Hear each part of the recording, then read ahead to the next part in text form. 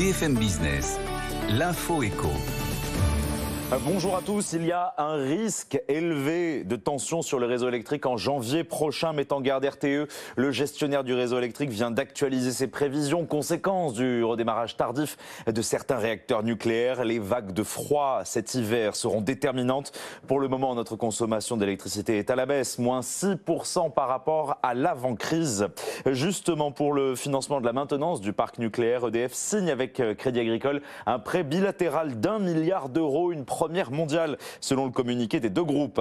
L'aide ciblée pour les carburants, qui prendra le relais des 10 centimes de rabais à la pompe, sera bien une aide pour les travailleurs les plus modestes.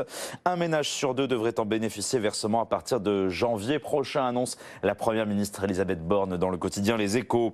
Conséquence des hausses des prix des carburants, Total Energy va bien payer des impôts sur les sociétés l'an prochain. Ce n'était pas arrivé depuis 4 ans. Le PDG Patrick Pouyanné le confirme, parce que cette année, les raffineries françaises sont devenues rentables. Face à la hausse des coûts de l'énergie, la SNCF, elle, va augmenter ses tarifs de 5% pour les voyages en TGV à partir du 10 janvier prochain, mais garantit toutefois certains prix réduits. 889 362, c'est le nombre d'entreprises qui ont vu le jour en France depuis le début de l'année selon l'INSEE, et c'est un chiffre légèrement supérieur à fin octobre 2021. Depuis 5 mois consécutifs, désormais, le nombre d'entreprises créées progresse, plus 1,7% en octobre par rapport au mois de septembre. Le Parlement adopte définitivement la nouvelle réforme de l'assurance chômage. Le texte prévoit notamment une modulation de l'indemnisation selon la conjoncture économique. Elle devrait être mise en œuvre à partir de l'an prochain. Tous les secteurs d'activité recrutent. C'est ce qui ressort du baromètre Adecco, publié chez nos confrères du Parisien aujourd'hui en France. Selon le groupe d'intérim franco-suisse, au troisième trimestre, 3,5 millions d'offres d'emploi ont été déposées par les entreprises, un chiffre en hausse de 32% par rapport à l'année dernière. Un secteur en particulier recrute. Cette année, c'est le bâtiment.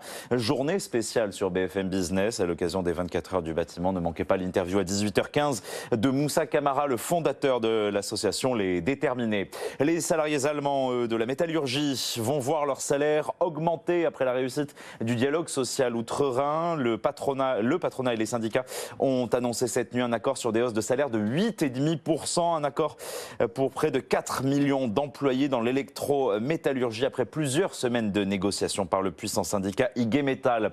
Et puis le groupe Canal+ est entré en négociation exclusive pour le rachat d'OCS. Orange souhaite en effet céder sa filiale de TV ainsi que son studio de cinéma.